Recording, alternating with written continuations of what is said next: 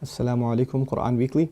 I wanted to share with you an ayah and some insights from this ayah that belongs to Surah Al-Isra, the 17th surah. This is the 32nd ayah. وَلَا تَقْرَبُوا الزِّنَا إِنَّهُ كَانَ فَاحِشَةً وَسَاءَ سَبِيلًا. This belongs to a passage in the Quran that are kind of the equivalent of the 10 commandments that you probably heard the famous phrase. Some Sahaba call them the equivalent of what the essential teachings that were given to Musa alayhi salam. Interestingly, they belong to a surah that's also called Bani Israel, the sons of Israel. Anyhow, this particular ayah, Allah says, don't even go near fornication, adultery, az-zina. Don't even go near it. He doesn't say la tazinu, don't do adultery, don't commit adultery. He says don't go near it. In other words, there's the act itself, and then there is a series of smaller acts that lead to it. It's got a perimeter around it, and you can't even go close to it. One has to understand the language of the Quran and the sensitivity in which it deals with this subject to appreciate the wisdom of Allah Azza wa Jal and how He's counseling us in dealing with this problem. Allah Azza wa Jal is telling us there are certain things that in and of themselves are not haram. You're not going to be able to pinpoint it and say it is wrong. But when you get involved in it, you're going to get sucked into a gravitational field, and it'll pull you in slowly and surely, little by little by little, and eventually it'll get you. Eventually it'll come at you. You know, one of the things we learn about shaitan that is remarkable to me is that he's extremely patient. He won't get you one shot. He'll come at you and he will put a little bit and a little bit and a little bit and a little bit until he destroys your character. He won't come and make you do the wrong thing right away. You know? Even in the story of Adam alayhi salam and Hawa, inshallah one day we'll do that story and some of the wisdoms from that story in the Quran. The way he approached them in Surah Al-A'raf is really interesting. He was relentless. It wasn't just one time. Like we assume that he just came and said, hey, tree, doesn't it look good? And he was gone. No. He was extremely relentless. And he kept at it and he kept at it and he kept at it and he built this idea in them until they would think it's their idea. You know? And when people start listening to shaitan, this is the same surah, Allah Azza wa Jalla says, Inna ibadi laysa laka alayhim sultan.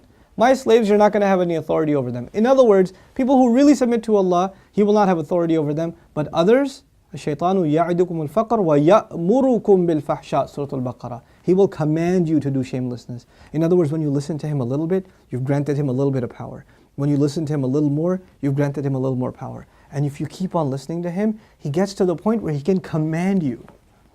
You will find yourself, I can't even help myself, Brother Nouman. I can't even help myself. I don't even know. I don't know how to turn the computer off. I don't know what makes me do that every night. I don't know what makes me do this or that. I don't know what makes me go there. Go into that chat session, you know. Go and log into that, horrific website. Go watch that filth. Why do I end up doing that?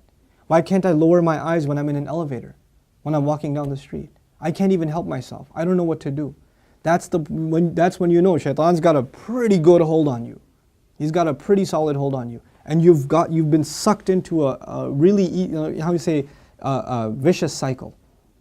It's just getting worse and worse and worse and worse and worse. And you're not addressing it, and it's making the problem worse. And it's destroying your spirituality altogether. Your relationship with Allah depends on a heart being clean. Every time you're exposed to filth, more dirt, more blackness, more covers are poured on top of your heart. And it keeps on pouring and it keeps on pouring and it keeps on pouring to the point where you're listening to the word of Allah and you can't get yourself to even shed a single tear. It won't come because your heart has been made so hard because of all the exposure to filth, all the sin that your eyes are taking in all the time. And you don't even care anymore. You know, a good heart, when it sees something inappropriate that doesn't coincide with the commandments of Allah, it is disturbed. It's not attracted, it's disturbed. It says, no, that's wrong. Immediately the conscience kicks in, the alarm goes off. But when you're at the point, when you're by yourself and you feel no guilt doing it, you just don't feel anything. You don't feel that it's wrong. The only thing before you stare at a sister, you look around like, is anybody else watching? And then you take a good look. That means the fear of Allah is completely gone. The only fear you have is that of the seen. There is no more fear of the unseen. What a horrible spiritual state to be in. Allah says, يَعْلَمُ خَائِنَةَ الْأَعْيُنِ وَمَا تُخْفِي الصُّدُورِ. He knows the stealing of the eyes, that little glance you caught. He knows that one, that little glance you took. What to speak of the stare. And He knows what the chests are hiding. You know why I brought up this particular ayah? Don't even go near zina. إِنَّهُ كَانَ فَاحِشَةً. It has always been considered a lewd, shameless, vulgar act. وَسَاءَ سَبِيلًا. And a horrible path. Allah describes it as a path. A horrible path. In other words, a path has steps. Right? A path is made up of steps. You have to identify which step you're in. What makes you get into this? And for each of you, there's a process, there's a cycle. You're in a room by yourself. You're after school. You've got a couple of hours before your parents get home. You're among a bunch of friends that don't have any standards. You have to identify what leads you to this sin every time, and you have to cut it in its tracks. You have to stop going down that path. وَسَاءَ سَبِيلًا. What's amazing to me about this ayah, where it's situated. Right after this ayah, Allah says, don't murder people. وَلَا تَقْتُلُوا النَّفْسَ الَّتِي حَرَّمَ اللَّهُ إِلَّا بِالْحَقِّ. Don't kill any person that innocent person essentially. Allah mentioned this crime first and murder second. Can you think of that? Like, we think of murder as this huge crime, right? But Allah says, when you violate the dignity of a human being, that's fahsha. Looking at a human being in that way is violating your own and their dignity. And when we kill a person, we have violated their physical, their right to life. So there's the spiritual murder, fahsha, and there's the physical murder, qatl. There's two kinds of murder here. So Allah mentions the spiritual murder first. Our standards have gone so low. A movie comes out, you see a couple of trailers, you tell yourself, there's just one bad scene in it, it's okay. It's PG-13, it's not R. What used to be R 10 years ago is now PG-13. What used to be PG-13 is now PG.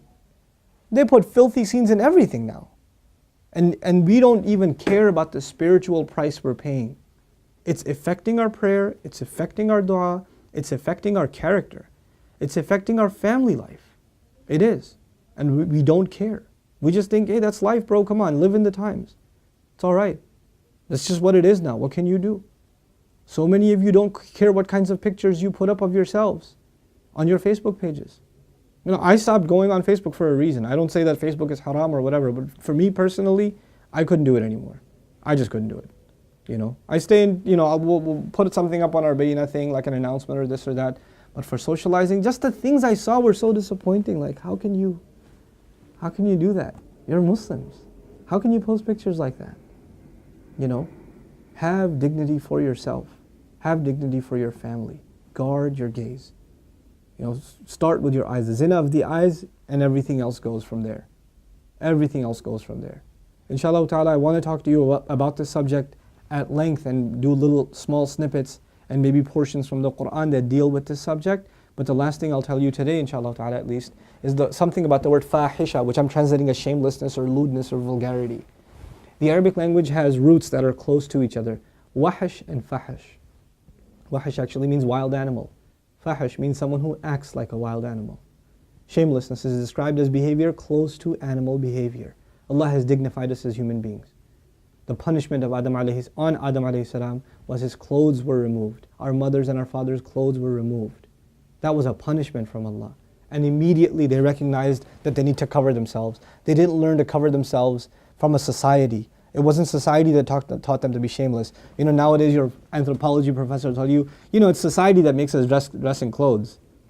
It's a sociological thing. We learn to dress and cover ourselves over history, but naturally we're just supposed to be the way we are, like all other animals. Adam alayhi salam didn't learn anything from any society. He was given a consciousness, and the moment his clothes were removed, he's trying to cover himself. Our mother's trying to cover herself. We are supposed to be a people that guard ourselves with covering, and we dignify others by not looking at them. Even if they don't have dignity for themselves, we should have dignity for them and not look. Because they are in the end a creation of Allah. Even if they're a disappointing creation of Allah, they are a creation of Allah. And we have more respect for ourselves and for humanity in general to not look at it as animals look at other animals. May Allah Azza wa Jal make us spiritually healthy and alleviate us from this growing and ever increasing spiritual problem, and that is of not being able to lower our eyes. And may Allah not allow us to be in company and in situations and involved in activities that lead us more and more towards this horrible, horrible path. May Allah Azza wa Jal clean our way or ease our way to a purer and healthier spiritual life. Barakallahu li wa lakum. Wassalamu alaikum, Quran Weekly. Assalamu alaikum, Quran Weekly. The Prophet ﷺ told us, "Ad-dallu ala al-khayr kafa'ilihi." The one who points to something good gets the same reward as the one who did the good itself. Do me a favor and do all of yourselves a favor and share in the goodness if you benefited from these talks and these videos. Make it a point to share them with friends and family and get the word out. This is such an awesome project. I really, really appreciate the effort Quran Weekly folks have made. And I pray that Allah blesses them even more and brings even more and more good from them. These kinds of efforts, Allah tells us whoever doesn't thank the people hasn't thanked Allah. The hadith of the Prophet ﷺ teaches us that. So we should do that. We should appreciate the effort that's being made here. And the best way to appreciate their effort is to help them get more reward and get yourself more reward at the same time by spreading the word, inshallah ta'ala. Thank you again. Wassalamu alaikum.